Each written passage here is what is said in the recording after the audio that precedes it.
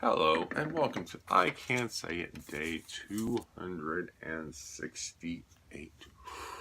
No wait today. I think came in at just about 260.4, I believe, or 260.6. So I'm still above the 260 mark. Still hoping to get below. We'll see about tomorrow. Still hoping to stay below 260. But, I think I need to stop the cookies. We'll see how that goes. Start eating more protein. 268. So you know what happens when I hear the number 268? What goes through my head is that that's the number of words that appeared in the Gettysburg Address.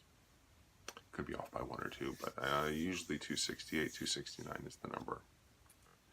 And you all know the speech, the one that starts 407 years ago.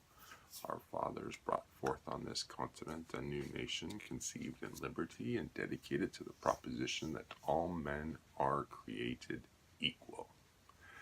Now we are gathered here on a great battlefield at war to dedicate, I haven't completely memorized the speech, to dedicate a portion of that land that those here that died might have the final resting place. It is altogether fitting and proper that we should do this. But in a larger sense, we cannot consecrate, we cannot dedicate, we cannot hallow this ground. The poor men living and dead, or the poor men who died here, have consecrated it far beyond our poor power to add or detract.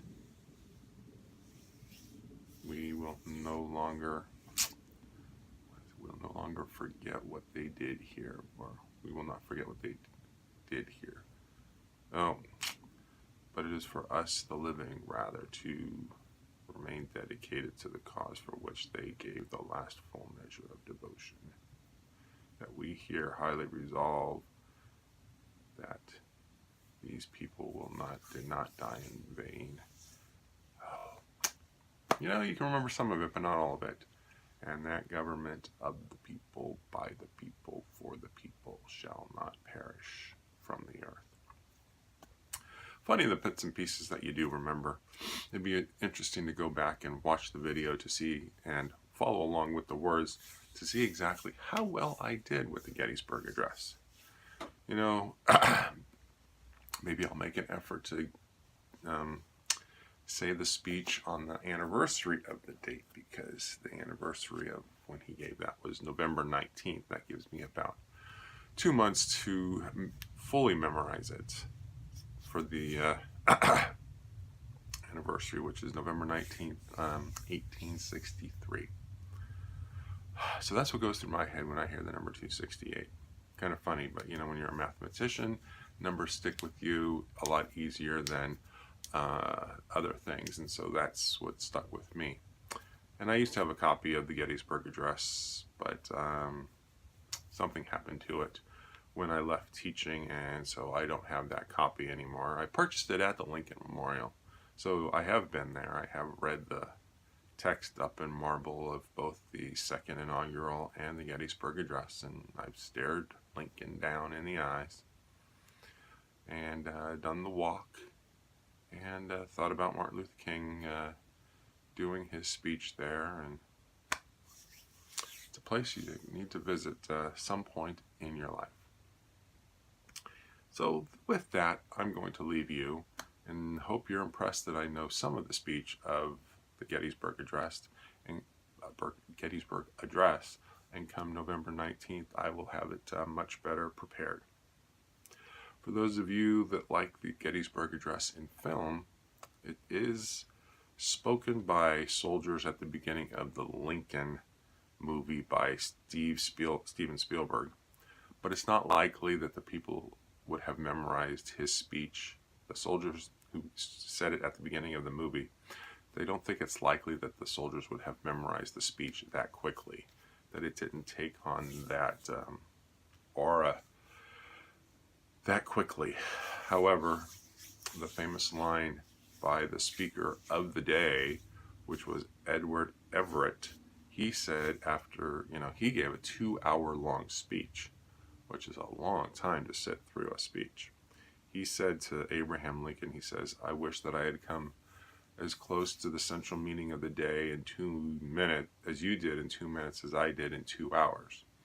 So in other words, 268 words. Lincoln summed it up pretty quickly and pretty accurately.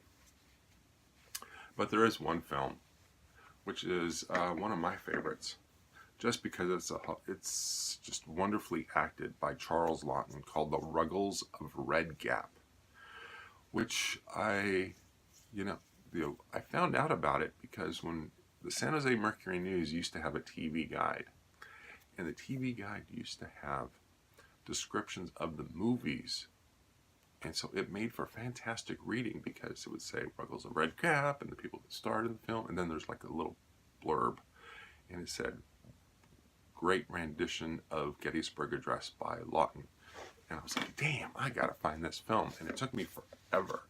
Finally, I'm at school one day with teaching, and it came, and we had cable in the classrooms for some strange reason, and I brought in a videotape recorder, and I recorded the program while I was at school. And Charles Laughton does recite the Gettysburg Address in a saloon.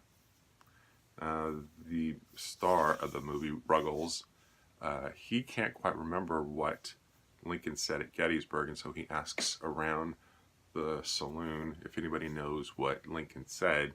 And funnily enough, Charles Laughton's character is escaping me. Bartholomew? I forget what his name is.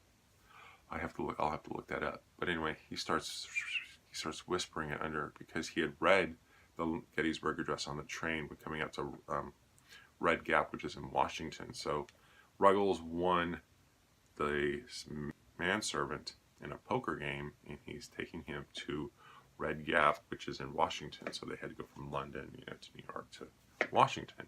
And so Charles Laughton's character memorizes the Gettysburg Address, and so he then recites the entire Gettysburg Address in the movie. So the movie was made about 1934, 35, 36, might have been a little bit later, and he did a really good job with it. So, and I've seen the movie several times. I've heard the different people say the speech, so I've read it a few times, so that's why I can remember some of it, but not necessarily all of it. Anyway, so that's all I got to say for today. I'm going to wish you all a pleasant evening, and I will see you all tomorrow.